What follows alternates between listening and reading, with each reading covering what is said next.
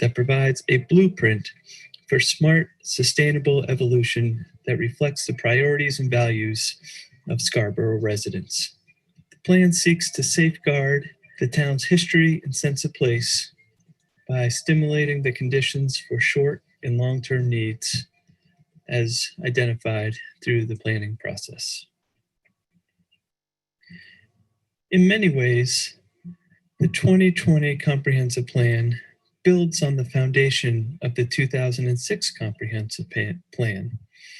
It seeks to implement a vision that preserves the character of Scarborough while addressing targeted development in a way that provides for economic opportunities, protects the natural environment, and improves upon the high quality of life for all residents. In many ways, the 2006 Comprehensive Plan was a very prescriptive plan that described exact measures for the community to embrace in moving forward. The 2020 Comprehensive Plan has taken a different tact in really thinking about systems and seeks a more synergistic approach to the diverse range of activities that occur within the town between development, preservation of open space, traffic, housing choices, while thinking about the impacts on not only our residents, but on the municipal capacity to serve the future needs.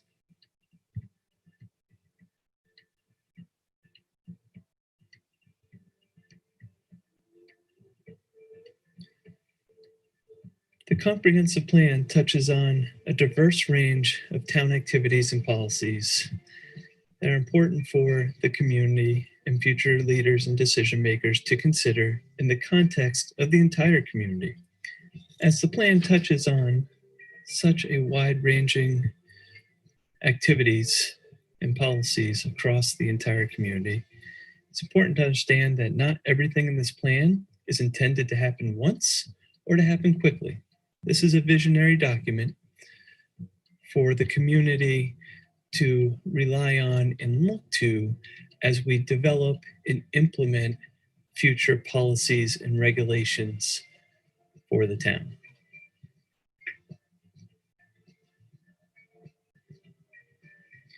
Hello, I'm Robin Saunders. I live in the Pleasant Hill neighborhood.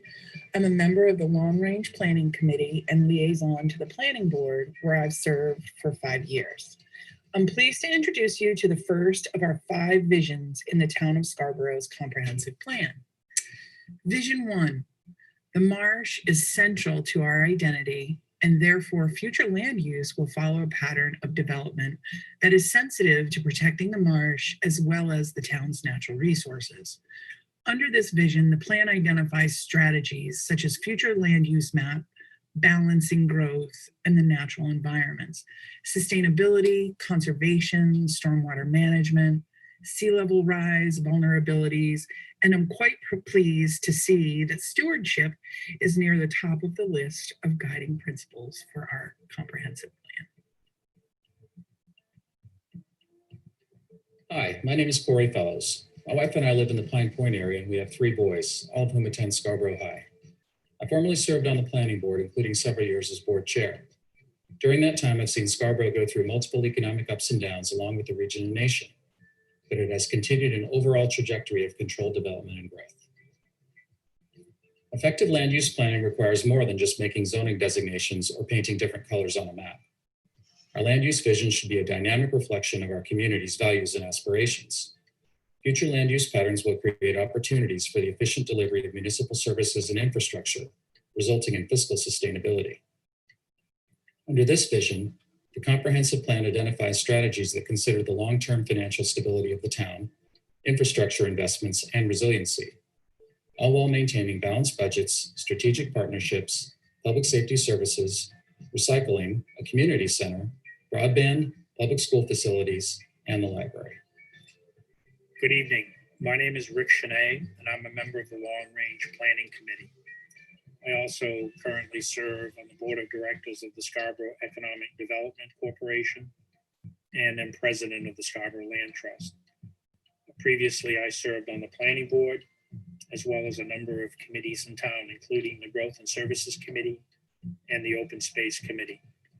Lastly, in 2006, I chaired the Comprehensive Plan Update Committee that drafted the current comprehensive plan.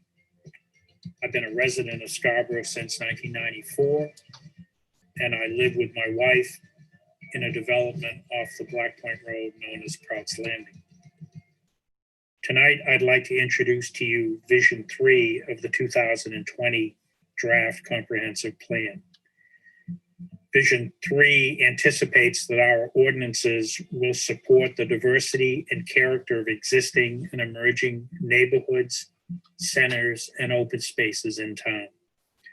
Under this vision, we look at the need for a simplified zoning ordinance, home affordability and availability, opportunities for active living, and the development of community and community identity. We look forward tonight to a more detailed discussion of Vision 3, as well as the other aspects of the comprehensive plan, and ultimately look forward to the council's adoption of the plan. Thank you very much. Good evening. I'm Dave Merrill, a member of the Long Range Planning Committee.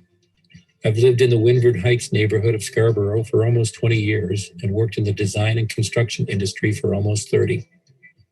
I got involved during the previous 2006 comprehensive plan as a committee member and have participated on many of the subsequent committees formed to implement and study planning initiatives in the town. I want to introduce you to Vision 4 of the plan's 5 visions.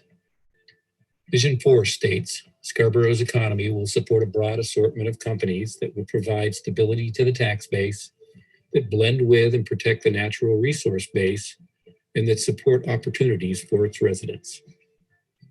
Under this vision, we look at the components of a healthy and sustainable local economy, such as entrepreneurship, branding, communication, infrastructure, information, working with our natural resource-based organizations and labor force. This vision was culled from comments and feedback received during the initial outreach done at the beginning of our process.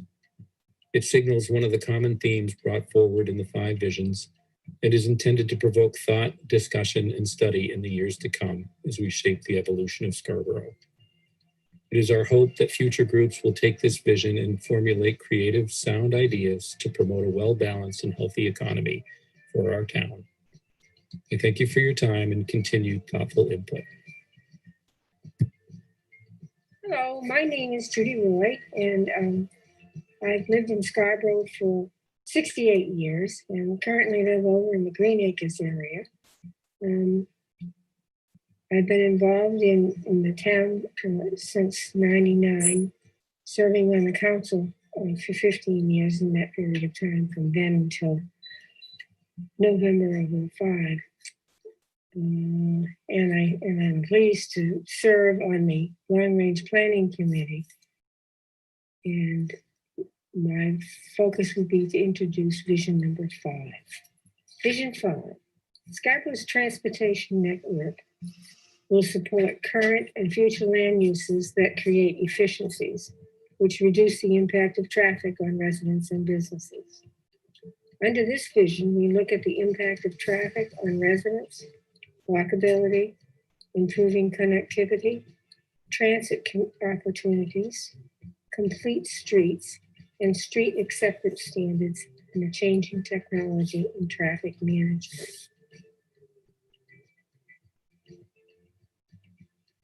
Hello, my name is Alan Paul, and I'm a former member of the Planning Board and currently serve as a member on the Long Range Planning Committee and on the Board of Directors for the Scarborough Economic Development Corporation.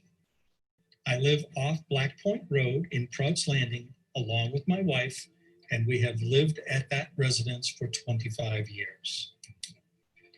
In addition to the plan vision, this plan contains a conservation and growth map. The conservation and growth map sets up the framework for a general pattern of development in land use by setting forth strategies such as outlying areas west of the turnpike should retain their rural character, and protect open spaces. Natural areas, agriculture, land, and open space should be protected and connected wherever feasible. Public water and sewer infrastructure should be encouraged within designated growth areas. A majority of new residential and commercial development should be located in the growth areas.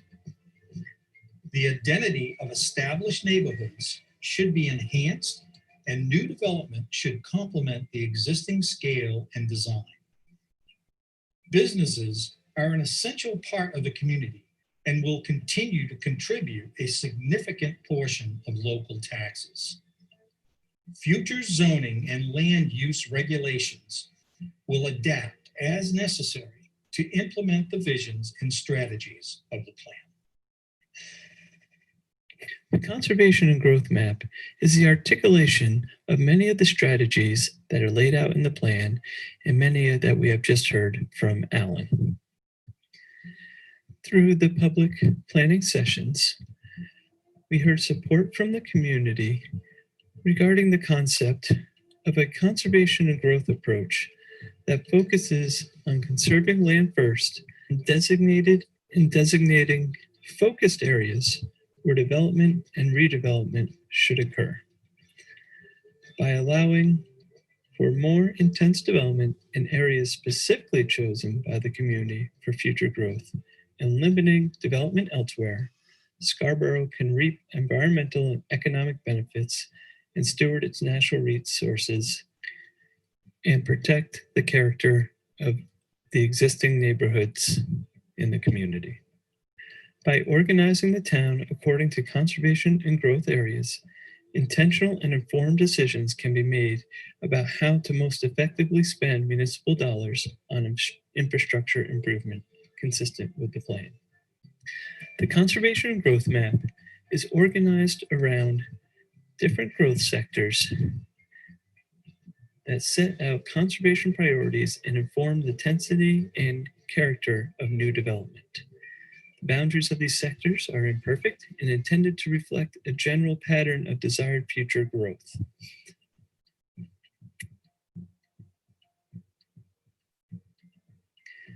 The conservation open space sector is an area that is protected from development in perpetuity, either through environmental protection laws or regulations, as well as land acquired for conservation through the purchases of easement or outright purchase of the land. These also include our surface water bodies, such as the marsh and streams, and other riparian corridors and wildlife areas. The conservation and open space sector amounts to 24% of the total area of the town. The rural residential sector remains a rural area with limited development. The remaining agricultural land is preserved in cooperation with landowners, and opportunities for connecting natural areas and open spaces are explored, including a greenway along the Nonsuch River. Future residential development that does occur is intended to be at low density and designed to maintain the rural character of the area and provide buffers along significant natural resources. The rural residential sector of the plan equates to 48% of the town's area.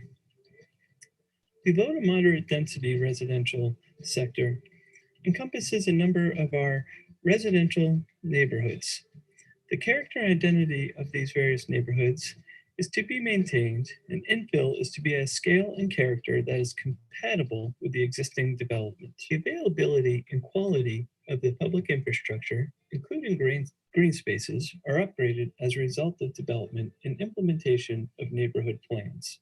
Low to moderate density residential sector comprises 15% of the town's land area.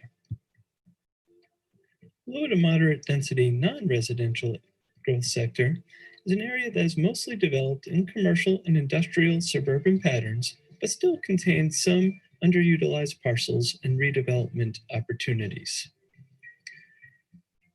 These are areas that were developed in conventional, auto-oriented suburban pattern and are not expected to change much except for incremental improvements to businesses as they come and go. New development and redevelopment should be encouraged to articulate some of the goals of the community with respect to infrastructure improvements. The low to moderate density non-residential areas comprise 13% of our land area.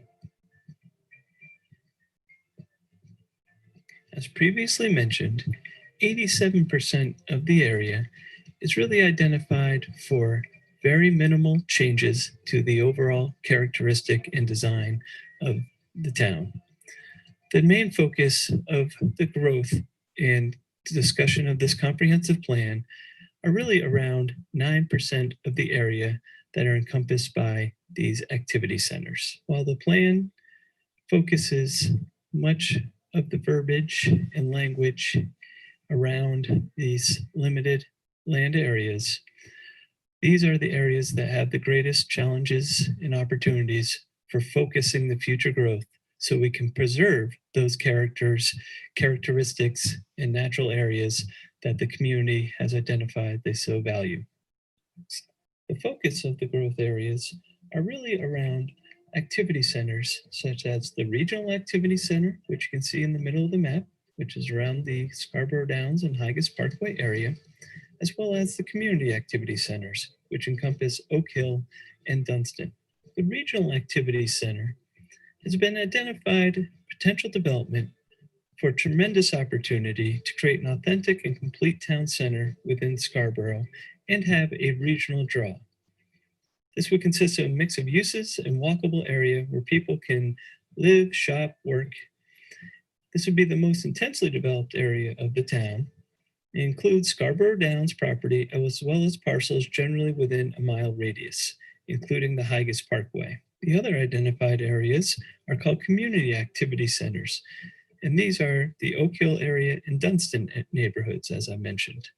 These are largely built out areas, but still have many vacant or underutilized land areas with opportunities for redevelopment within those communities.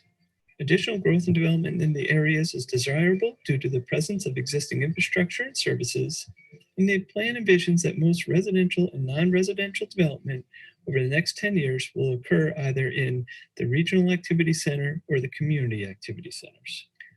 The plan also describes an area called the Corridor Transformation Sector.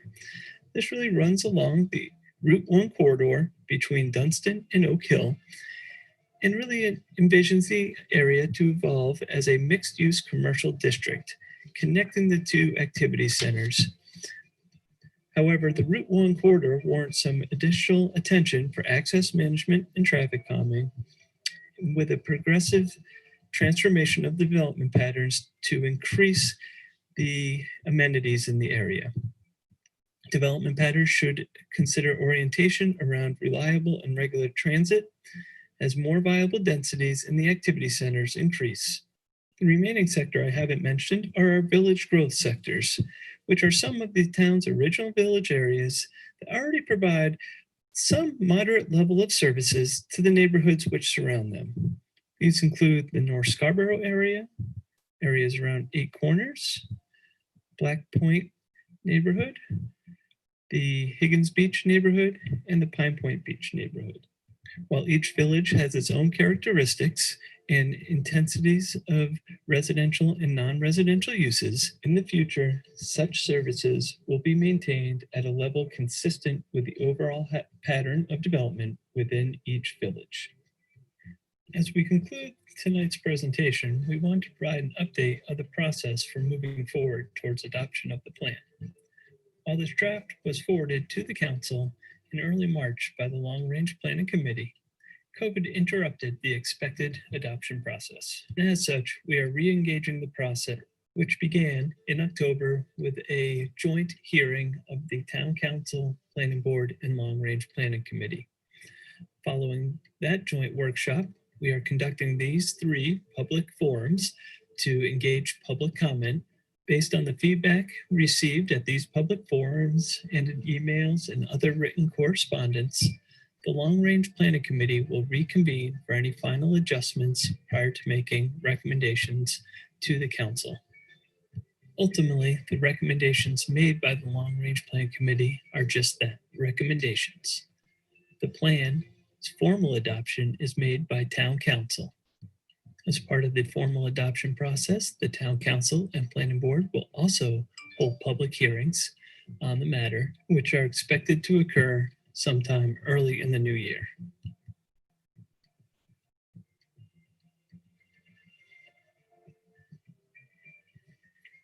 I hope the community recognizes this plan as a visionary document. There's work to do once the plan is adopted, but now we have a vision.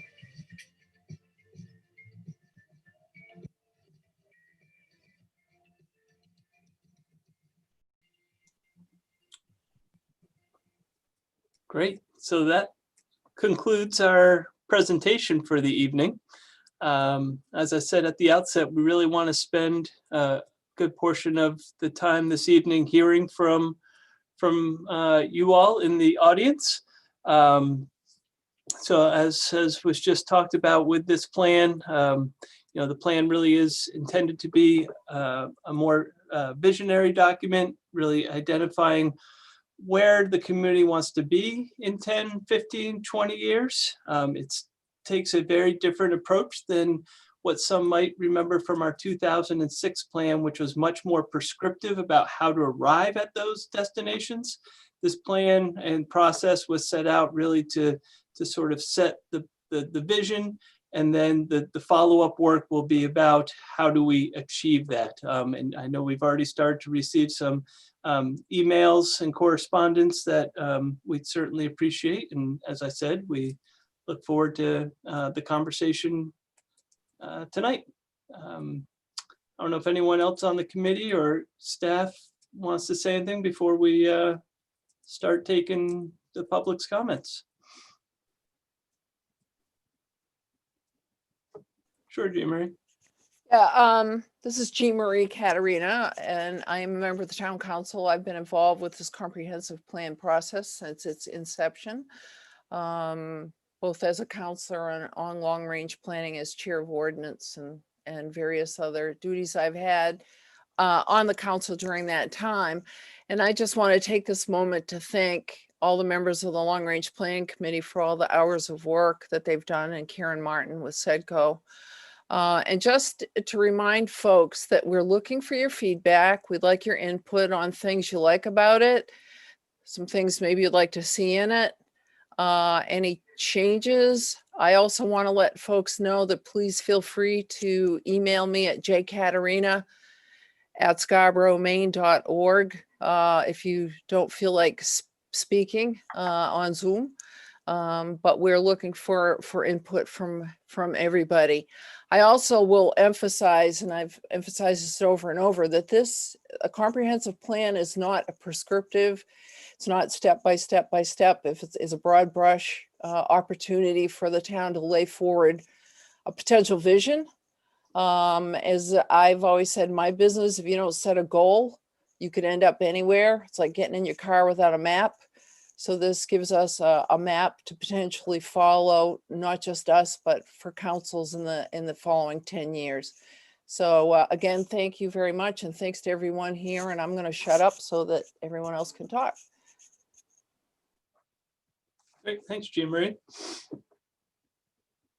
If there's no one else on the committee who wants to have any final comments at this point, I do see that we have one person with their hand up, and I should mention, if you wish to speak, you should be able to find a raise your hand feature at the bottom of your screen for most of us anyway, using desktops. I think sometimes people will be on iPads and it's in a different location. So I unfortunately can't help you with that because I haven't done a Zoom meeting on the iPad yet, but otherwise, well, we had a hand up and now I've seen it's gone down. Yeah, I might also just mention one of the things, this is a state requirement that we go through this process and that we are, we'll have the state reviews it, although it's not as intensive as it used to be. it is something we need to go through to have zoning in our town, and the state needs to see it, approve it, and I guess that's prior to the town council approval as well, if I'm not mistaken, correct? Yeah, so actually we do and I do see Ms. Gleistine has her hand up, so Betsy will come to you in just a moment, but we will have engaged the state. We have had some preliminary discussions, but typically they don't review actually until the town adopts, and then there might be, they'll send some comments back and we'll see where it goes from there, but so just for what it's worth. Betsy, we'll bring you up here in just a moment to share your thoughts.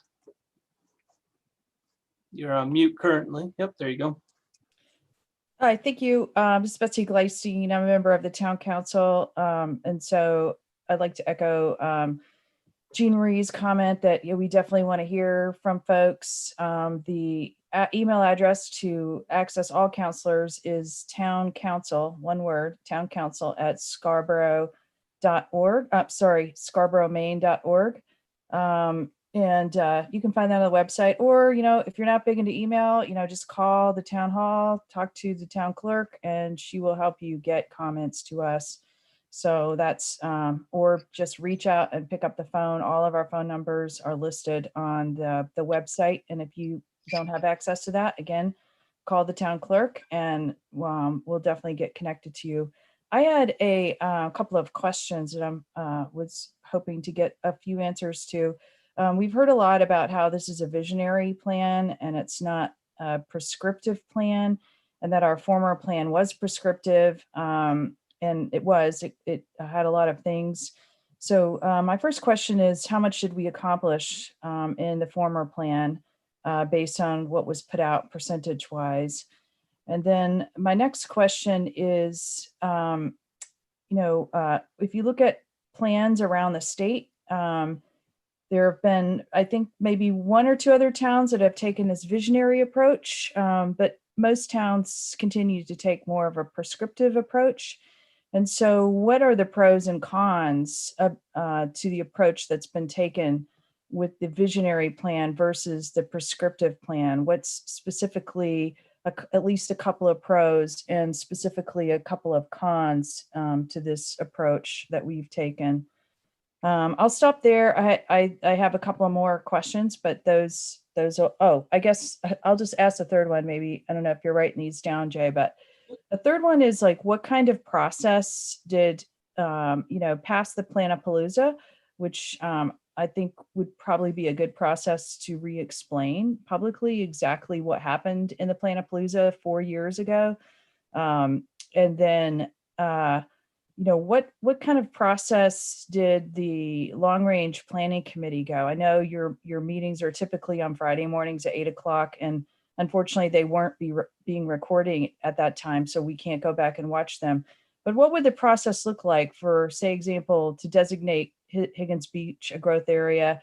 And then I think there were some questions and concerns about that. And then it was my understanding maybe they weren't a growth area after that, and now they are a growth area again, and Prouts Neck is not a growth area. And so what was the process, and how did that work where some of those decisions were made? So those are my questions, and thank you very much for your time and for your work. Okay. So let's see, we can try to work through the questions sequentially here. So the first question I heard was, how much did we accomplish from the 2006 plan? I think in the sort of question was as a percentage. And I guess, I don't know that I have that answer. We've done that type of analysis, but what I would say is largely what the work of the long range is actually the comprehensive plan implementation committee up until maybe 5 or 6 years ago, when the committee's name transferred to the long range planning committee. So for now, I'll call them the long range planning committee, worked on was really updating and modernizing a lot of the zoning ordinances throughout town, pretty much all areas of town, really working sequentially through the zoning along Route 1 and the Payne Road corridor, looking at some of the village nodes. Higgins Beach was referenced. as well as taking a deep dive into the RF district, really trying to enable and allow for more type of farming to occur in the RF, which used to be called the rural residential. Now it's called rural farming, to really try to get, make it clear what the one of the allowed uses is anyway. So I'd say that was probably one of the main elements that really came out of that 2006 plan, was sort of adopting or amending the zoning throughout town. And so when in 2016, when the committee and council started talking about a process to update the comprehensive plan, I think some of the discussion was around the fact that a lot of the zoning had been updated recently, and we're just really starting to see some of the articulation of that, that the growth areas that were identified in the 2006 plan were now had zoning that was sort of consistent with that vision. And so I think that was part of the analysis that went into, I'm now starting to answer the second part of the question, or the second question that went into why do sort of a different type of process. So the question I heard was, looking around the state, there's only a few others that have done this sort of comprehensive plan. Others have kept more with the more traditional prescriptive style of our 2006 plan. So I think, again, as I recall the conversations, I think at that time it was about really trying to look more across the systems. How, really the 2006 plan really sort of takes a look at different issues and silos between housing and transportation, economic development, sort of looks at them, as I just said, in silos. And the intent of this plan was to really look more broadly across the spectrum of issues. Jay? I see some others raising hands who want to answer. Yeah. Yes, Chief. Yeah, I wasn't on the council and I wasn't involved with the comprehensive plan other than to go to a neighborhood meeting at that time. But I do know that in 2006, particularly the couple of years preceding that, there was a real estate boom. That was the boom that led to the bust in 2008. And Scarborough, being in the location that it was under the bullseye, so to speak, with development, and it didn't have a lot of good ways to control it.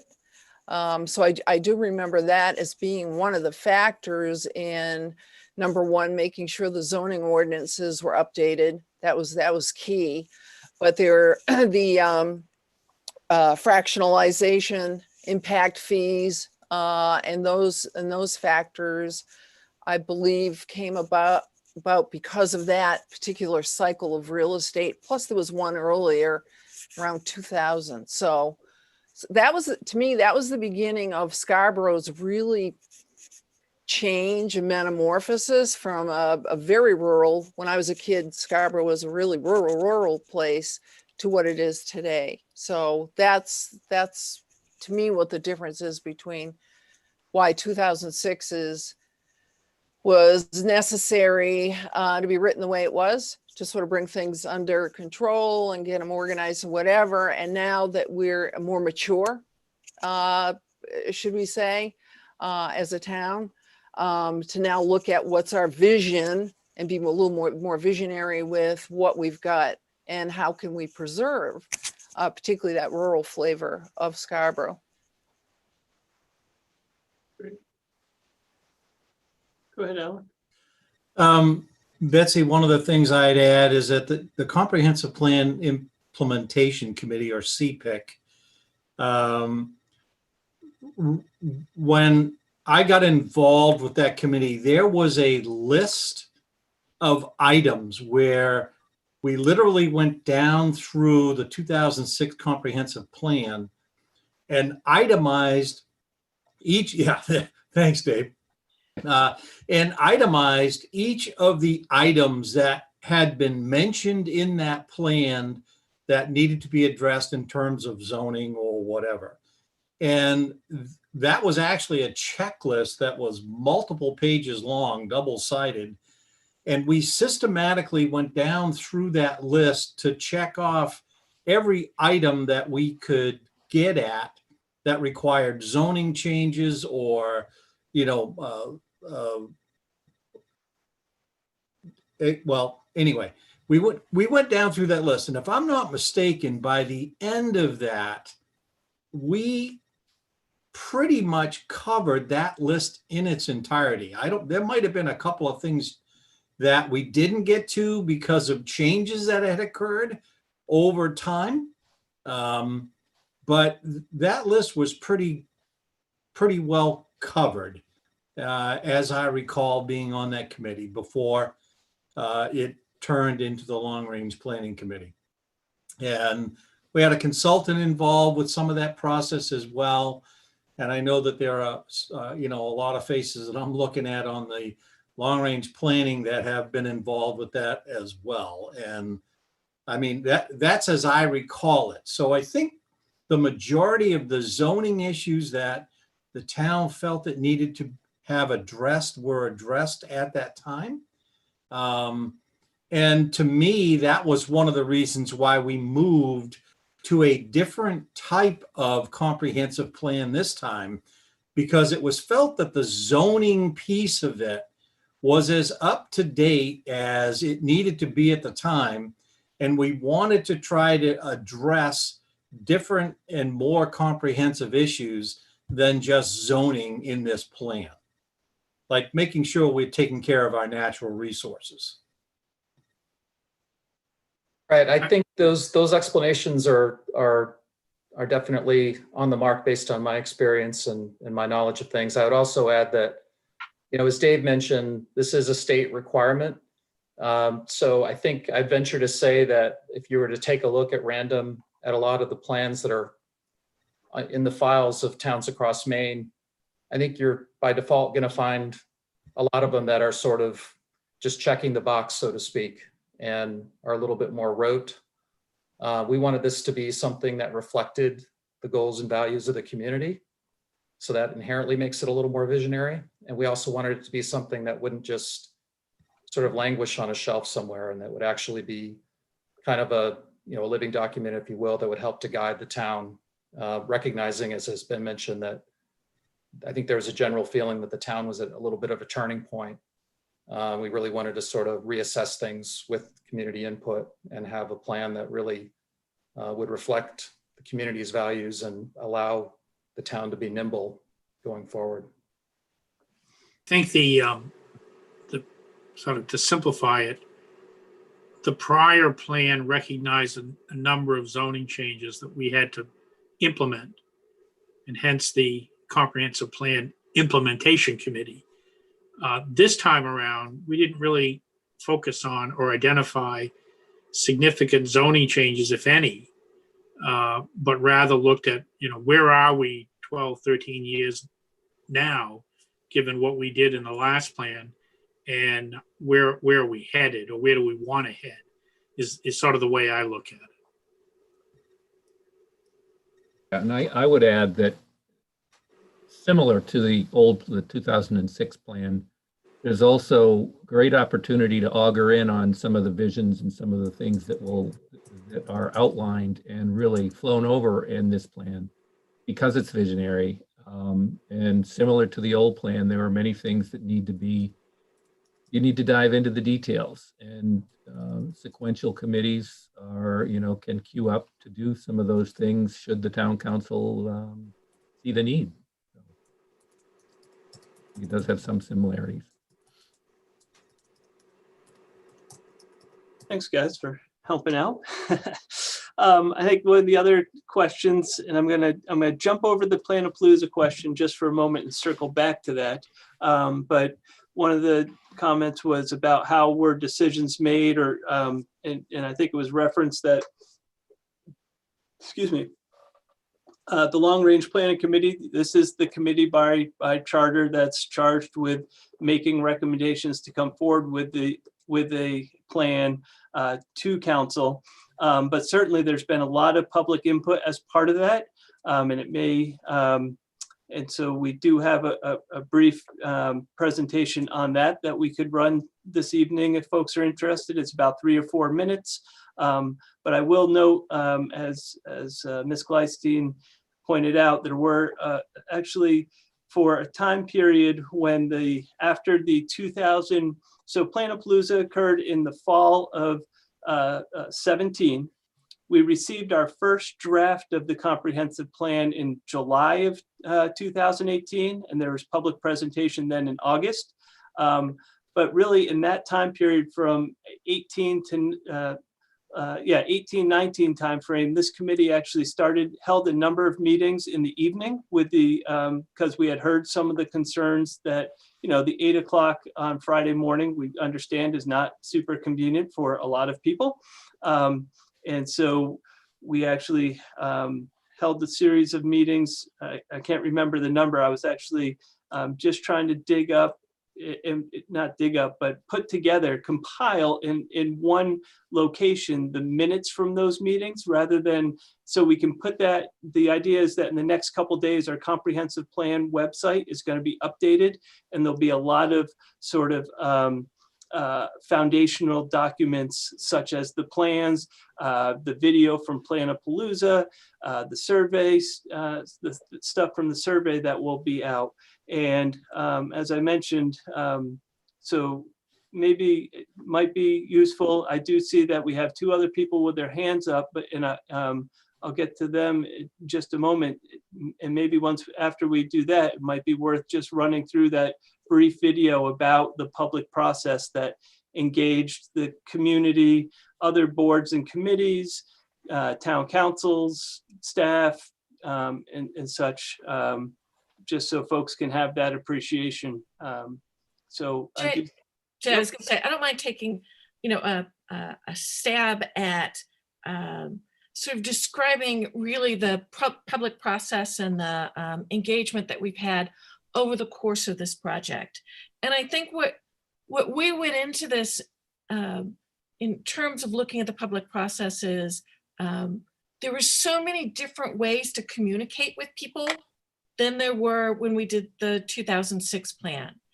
And we were trying to find, I think, the broadest range of tools and technologies to really find different ways to reach people. And I think our consultants were really focused on the Planapalooza as this 1 week long workshop, which was great. It was a different way of doing things. And, it was awesome to have that focus for the community and be open for a week where people could drop by and just chat and meet our consultants and look at maps and, do all those different things that happen at the workshop. But I think what we tried to do is blend some tradition with some updated technology and come up with really, I think, one of the broadest ranges of ways to reach out to people. We started out with, before Planapalooza ever happened, we started out with a series of neighborhood meetings, 4 different meetings, where we did this Imagine the Future exercise. Well, tell us what this community looks like to you. And there were some incredibly valuable pieces of information that we got from that series of workshops. We certainly did the opening workshops where we kicked off the process. Then we had Planapalooza. And then we also did something totally new for us, which was really trying to engage people online. And we used a totally different type of system for us, which was an engagement website to allow people to view things at their own time, to give us feedback. And then we've gone back to meetings. So I think we've had this incredible range of tools that we've employed, trying to get to different parts of the community. So I just wanted to touch on that to say, I think we tried to embrace as many technologies as we could, as many ways to reach out to people, from Facebook to the survey that went to every household in Scarborough, Yeah, I don't know that there's a technique that we didn't try. So I just wanted to put that out there in terms of the types of things that we were looking at when we talked about process. Thanks, Karen. Let's see. So I saw Will's hand up. It's down now. So I see Jim and Allison. I think, Jim, you had your hand up first. We'll go to you, and then Allison will come to you in a moment. Great. Can you hear me, Jay? Yes. Oh, good. Jim Demesis, 88 Stewart Drive. Good to be on this call. And many of you know me from working on different projects and with different developers and different committees with the town professionally. But I just want to be clear, I'm speaking tonight and asking a few questions just as a private citizen who lives in Scarborough. Few things. First, I just want to say this is a great job. Like, this took a long time, and in the middle of a pandemic, when you're trying to launch it, all of a sudden things sort of go crazy. So like, you continued with it, and it takes a lot of work to do this, and I just really appreciate it. I see these kinds of plans and review these kinds of plans all over the country, and this plan is very readable. And in the sense of, and I think it's readable for me because it starts out with the principles and the vision, and like some values essentially, as opposed to getting right into all the land use language and all the recommendation language. So I did find it very readable, and I really appreciate that. I have a few comments or questions, comments, but and let me just stress, they're not meant to be nitpicky. They're just more like asking for information. One is in the beginning where it talks about the core vision. There's one of the core visions specifically says companies. It's about the economics one, but it says companies that blend with natural resource base. And when I read the document, I fully get, like, I think what that means, that, like, in other words, it's just odd that it's companies blending with the resource base, because it seems to me to be more like development would blend with the resource base. And I just want to make sure I'm reading it right and not misunderstanding it. And let me be clear too. It's one of the reasons I want the clarification is you spend a good amount of time, and I believe specifically with good recommendations around, and I'll use the dirty word density, but allowing density in growth areas for economic growth.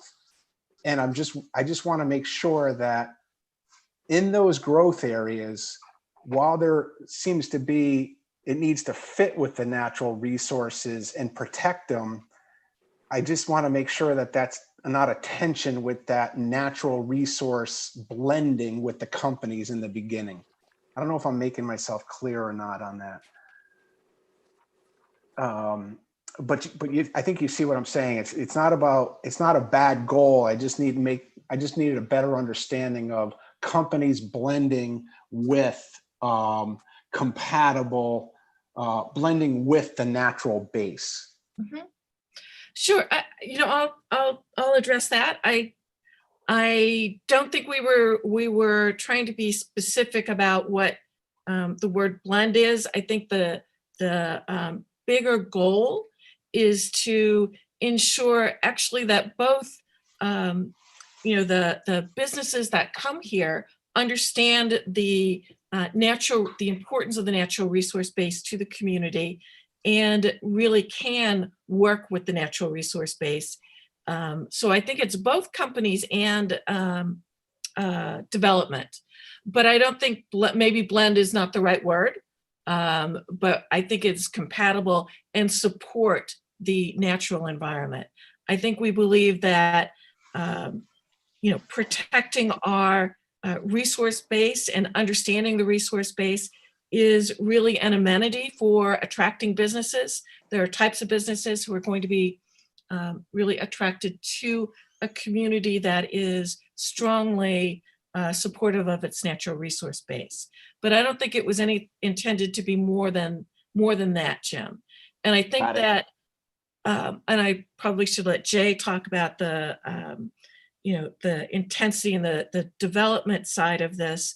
But I do think that the intention is, when we're talking about development in Scarborough, we may have stronger environmental regulations in some cases as we go further along. Doesn't mean that we don't want development to occur, but how stormwater is managed, how we do some of the natural or some of the environmental controls, that's going to be pretty important to us in the future. We believe we can have both. I'm Yeah, not sure that's if really makes clear. sense. Okay.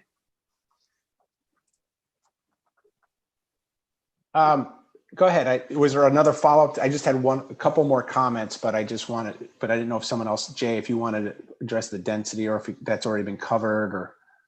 No, I think Karen covered it pretty well. Again, I think as we talked about in the little video, and what's talked about in the plan is really, the overarching theme of the plan is really preservation of our natural resources and preservation of our existing neighborhoods and rural character. And it's really about, so while a lot of this plan talks about growth and development, that's very much focused in on a small percentage of the area of town. That's what we sort of talked about in the presentation. It's, I can't remember, 9, 10, 11% of the town is really identified to be in these growth areas. So yeah, I think that's maybe the balance that we're looking for in some ways. No, that makes sense. And that helps. And then just final two comments, or one question and a comment. Obviously a lot has changed since the plan started, and is somewhat a little bit outdated. Not to your fault. Not, again, this isn't meant to be critical. It's just the minute you write something, it's the next day it's outdated, right? And then particularly during a pandemic. So two things particularly on that. One is, I think a lot of positives have happened since then. And overall, there's a ton of positives in the community.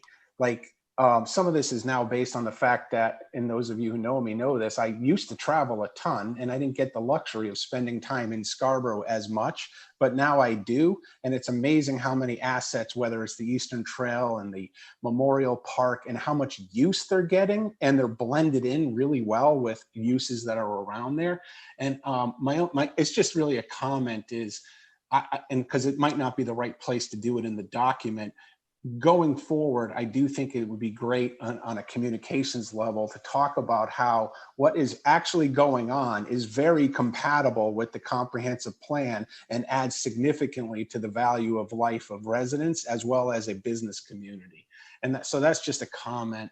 And then, however, on the, and again, Karen, you know me well enough to know that about this question, but the economic data, is a lot of it sort of ends at 2016.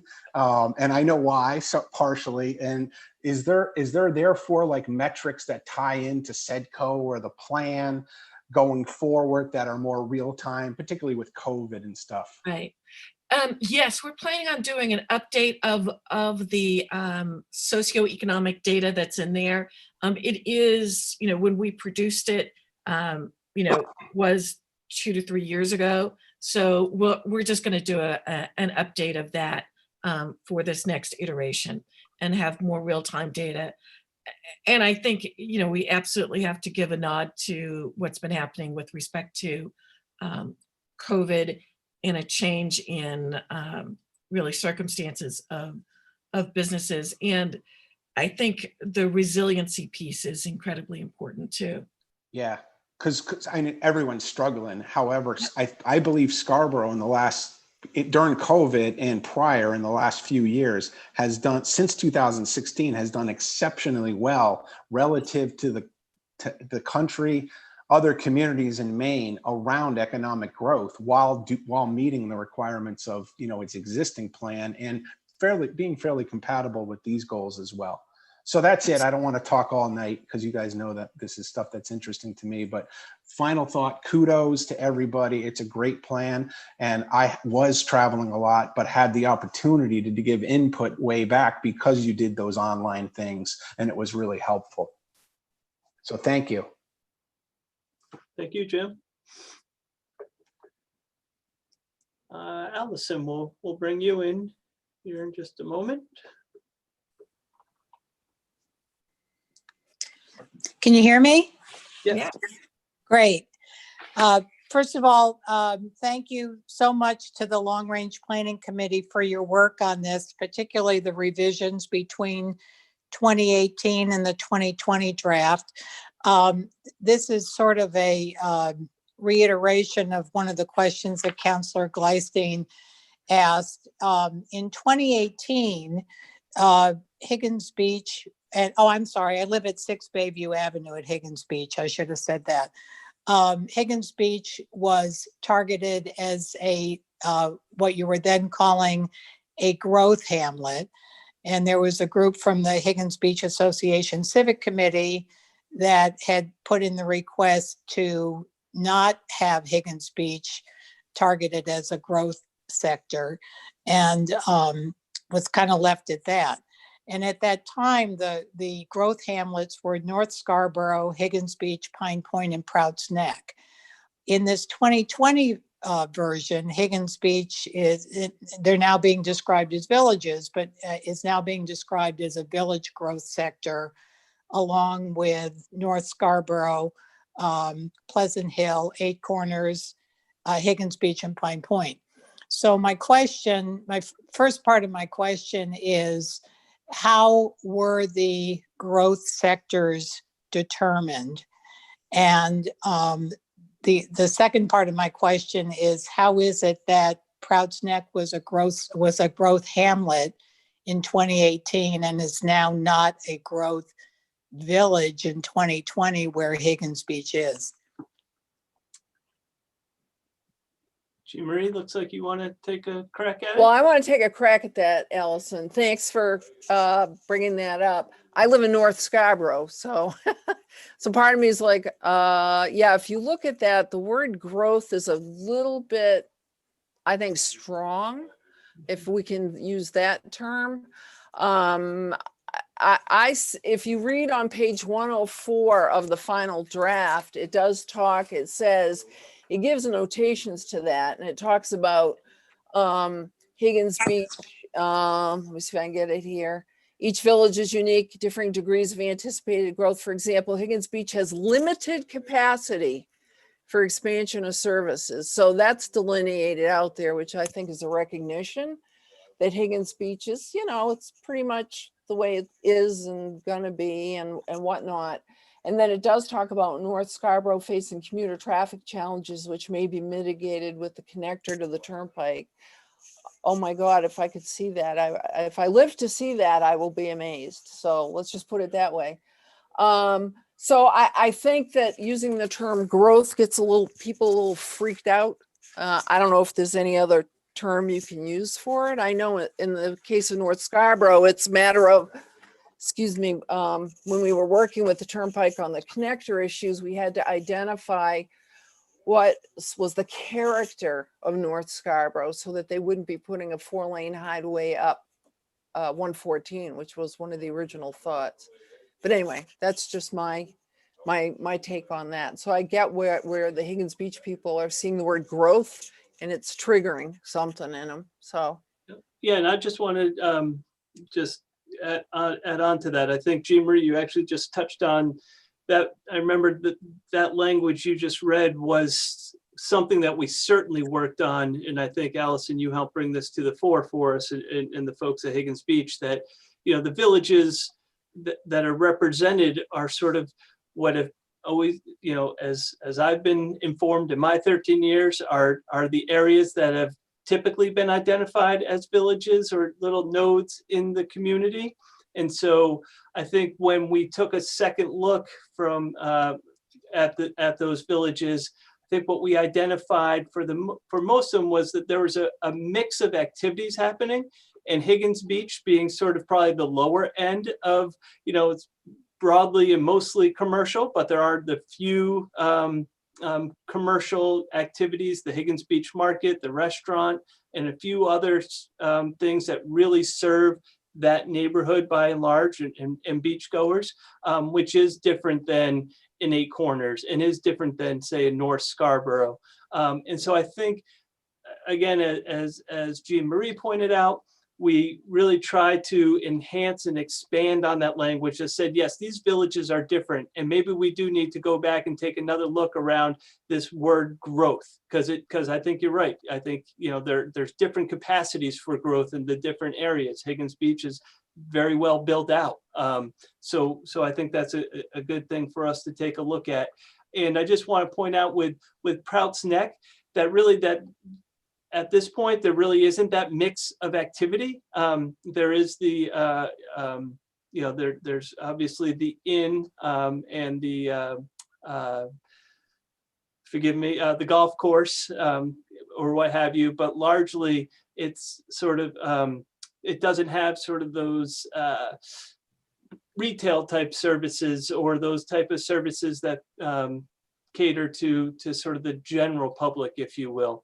So I think that's why Prout's Neck was sort of identified as maybe something different than these other villages. But again, recognizing that each village that it did remain in the plan, very different in their contexts. And so we think the language we added, or be interested to hear if you think the language we added helps to differentiate that, as Jean Marie just spells out.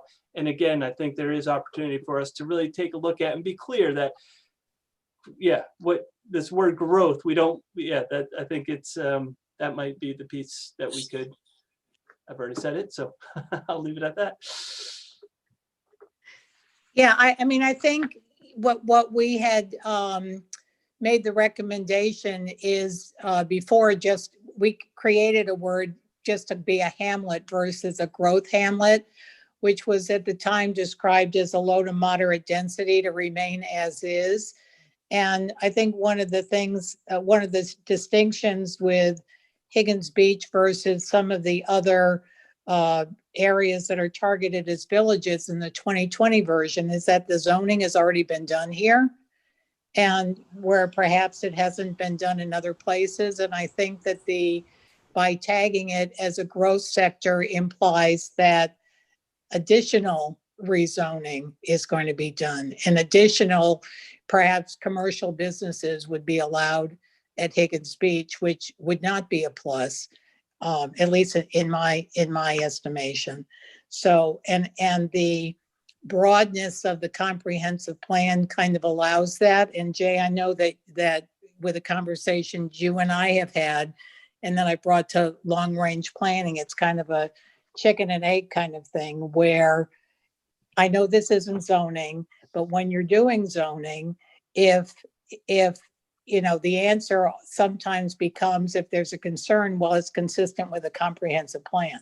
So it's very chicken and egg. And I think it would, best serve the neighborhood, because this is a neighborhood, and the businesses that are here are iconic to the neighborhood, but they also service tourism, and they are seasonal. So you can't really say that they service the locals, to a large extent. So I think it would be better off if, if you wanted to keep it clean, just not call Higgins Beach a village, because the zoning's already in place. Great, thank you. Thank you. And I'll see you Thursday night for a different comment. Very good. Yes, and I should mention, and I think it was already said once, but this is a series of 3 public forums, and each forum is really going to follow the same format, essentially the same video. What we wanted, reason we did that was sort of twofold. One, we know after about, well, I'll speak for myself, and I probably for others, after about an hour and a half on Zoom, that's about, you become a Zoom zombie. So we wanted to be sure that we had opportunity for discussion and then also recognizing that people can't make the same night. So if you aren't able to get your, if you have more comments or more thoughts, feel free to join us Thursday night. And then the following one is going to be on Tuesday, December 2nd as well. So, geez, December 1st. Thank you, Karen. I saw the finger there, the pointer finger, of course, telling me that's the 1st. Let's see, does anyone else have any comments they'd like to make? I see we still have a number of attendees. I see Betsy's hand has come up, and Allison, I don't know if your hand is still up from last time or not. So what we'll do is, Betsy, if you don't mind, I'm just going to wait one more moment to see if there's anyone else wishes to put their hand up and have a chance to speak. And of course, we'll get to you in just a moment. And seeing none, we'll bring you back in, Betsy.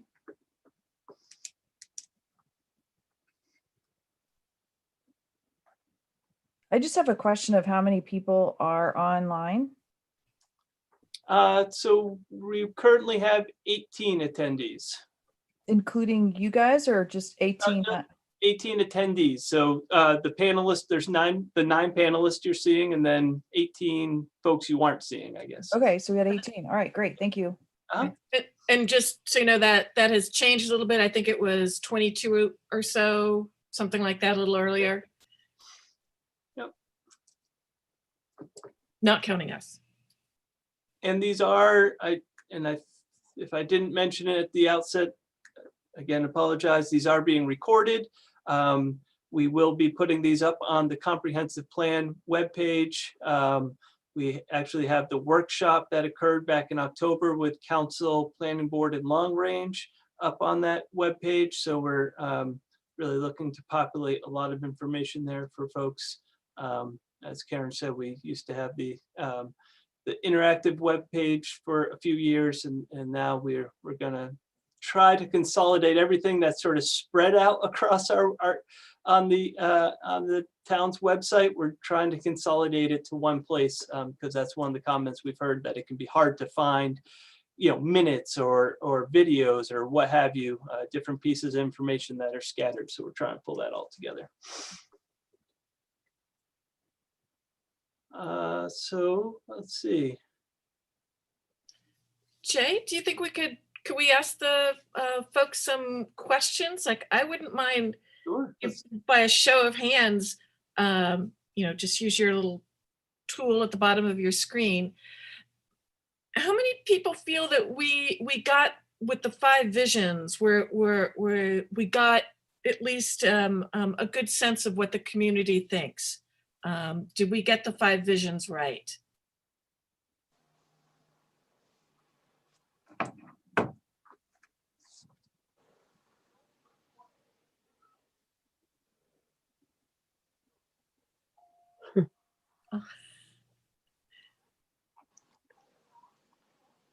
All right. So you had 3 or 4 hands up at one point. So it sounds like maybe there are some more comments out there than we're not hearing. I think we'd be particularly interested in, because it is the visionary plan, if you will, if there's a segment that we've missed or that you think could be added in somewhere. I think we'd be interested in hearing that. And you don't have to say it out loud. You can email it to us if you like, or talk to any of the counselors or any of the Long Range Planning Committee members. Looks like we may have Anne. I see your hands up. If that's up to speak, we'll bring you in to hear what you have to say.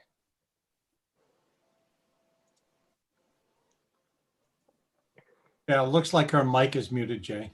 Yep. There you are. Can you hear me? Yes. I'm on the phone. Hi, I'm one of the owners of the Dollhouse at Higgins Beach, and I haven't been involved in or don't really understand everything that you've been doing. Sounds like a very good plan that you've come up with, but I am very concerned with classifying Higgins Beach as a village growth sector. I'm more interested, I've been going there since 1975. I'm more interested in preserving its character, preserving its history, trying to keep people from building huge cottages that block other people's, and trying to keep the community as something that we've all loved for a long time. I don't understand what you mean by village growth and what in the world could possibly happen if we are considered a village growth area. I kind of agree with Allison. It's more of a seasonal community. It's a mixture. It's semi-isolated. It's got its own character, and it could become like places in York or down south of us that are very restricted. I wouldn't want that to happen. Excellent. Thank you, Ann.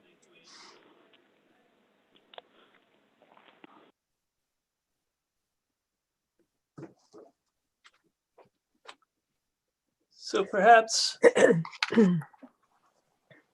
one of the, as we went through this process, vision number one, or as at least it's listed in what we heard from the community, was really an interest in ensuring that we preserve the town's natural resources, especially the marsh, and how important that was for the residents. And that was, as I just said, represented in vision number one.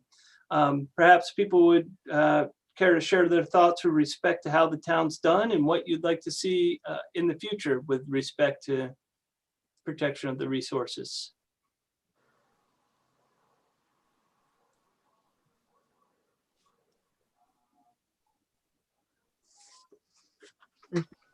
Well, we may have fleshed out our our comments for the evening. If we hit Zoom, Zoom head. So I don't know, seeing no hands up, we do have a couple of hands up.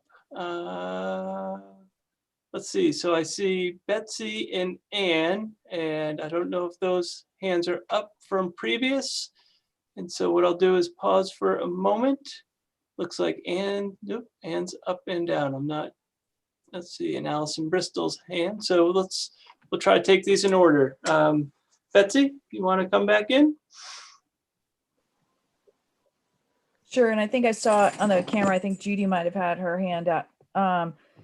Yeah, so I was just going to suggest maybe, and I know not everybody uses the tool in the same way, the Zoom tool.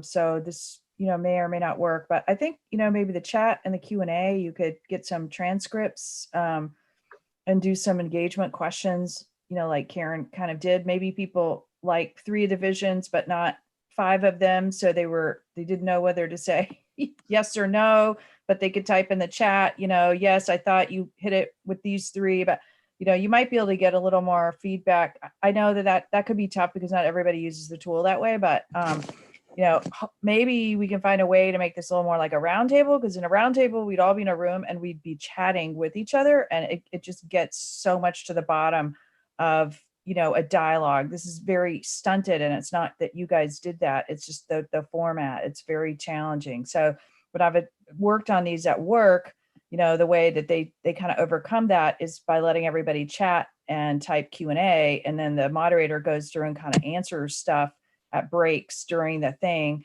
I know that might not be totally effective because, we have plenty of folks who might not even, want to do that, but it's just a thought. You might try it for the next one. Thank you. Yeah, it's as you noted, this is certainly not ideal. I think, as I said, I think this committee, it was March, I'm going to say March 6th, I think it was, could have been a few days later than that, when this committee sort of said, blessed the plan at the committee level anyway, and was ready to forward it to council. And within a few days, we were all, under a stay-at-home order. And I certainly thought, and I think many of us thought, we'd be at a time where, okay, let's wait out the summer, and hopefully we'll be sitting around the table, as Betsy, you just mentioned, and having the more robust conversations. So We appreciate folks sticking with us through this, and certainly the emails that have already been mentioned, and there's my email address. I'm the direct staff liaison with the Long Range Planning Committee, so emailing me directly is a really good way to get comments to this committee as we continue to think about additional modifications, revisions before making that final recommendation to council come early in the new year. Let's see, I'm going to go to Allison next. Allison, did you want to come back in? Yeah, can you hear me? Yep.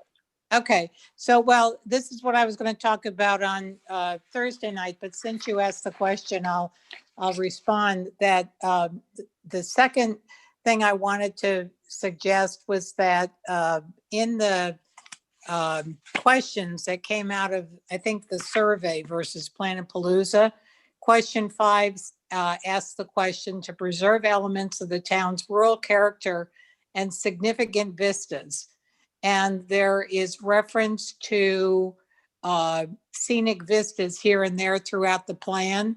And it occurs to me that that's something we might want to codify as a town, in that the historic resources are identified in the zoning ordinance, and perhaps we want to do the same thing with our scenic vistas and give that, a section or a page here to discuss. I think it's important in that Jay and I and Councilor Gleisteen actually had a conversation earlier in the year about the 5G permits that are under discussion, and what that might do to the scenic areas in town. And I think it was Jay's suggestion that perhaps we could start with the locations in one of the ordinances that does not allow for political signs during the, when those are all out. And, again, it's something to consider both in terms of building, but also in infrastructure, because once these things go up and once, or who knows what's coming down the road, it's kind of like the early days of television before they had videos and streaming and everything, that, these are parts of town, marsh and beaches, that I think we want to be careful to preserve and protect. Great. Thank you, Allison.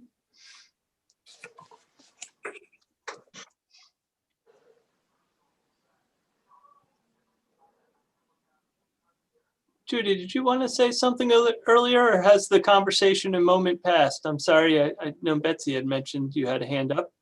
Well, I have a hard time remembering what it was that I wanted to ask, but just a comment. I had trouble getting into this program again tonight, and I missed quite a bit of it. But I just looking at the whole picture, talking about the when we had the maps out on the tables.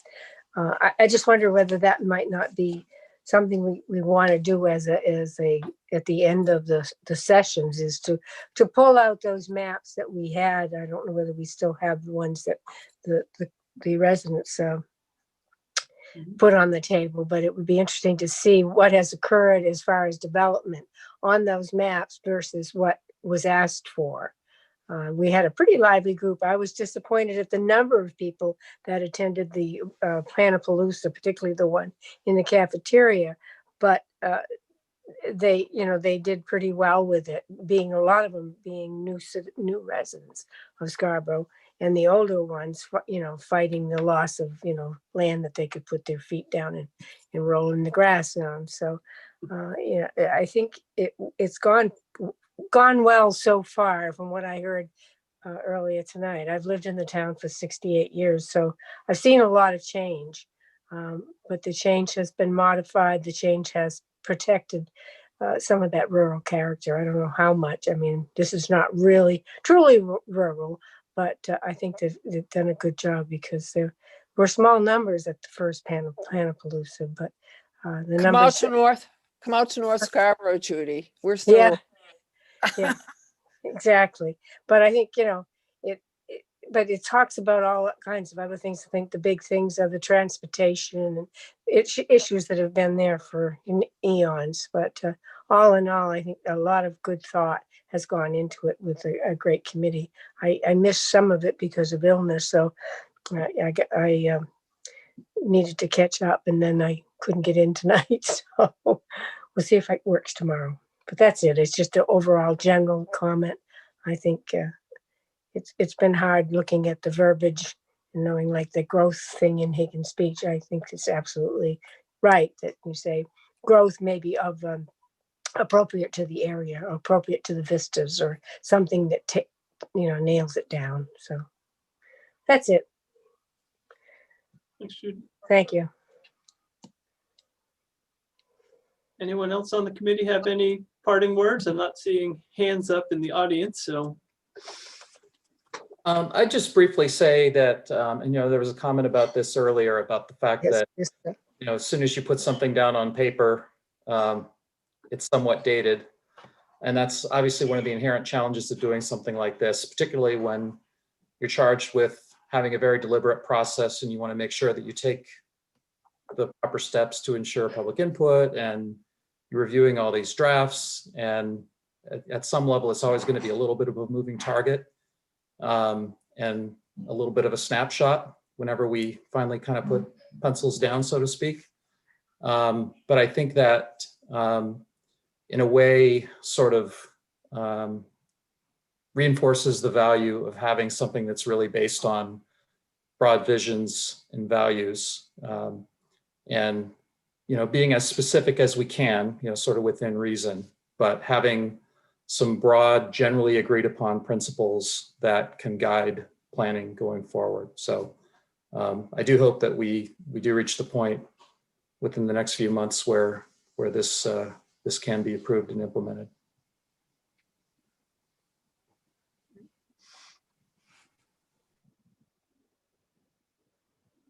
Thanks, Corey. Well, not sure if anyone else. Alan, please. Yeah. Just a real quick comment. I just wanted to thank the people from the community that attended this evening.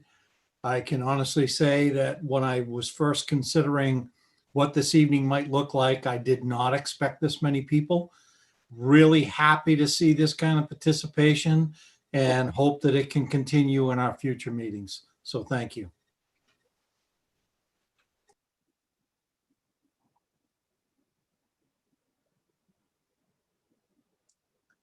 Well, I think I've hesitated long enough to see if there was going to be any more hands come up from from the public attendees. Again, hopefully we'll see some of you on Thursday or on December 1st. But hopefully we'll also see other members of the community. And so hopefully you stay informed and engaged.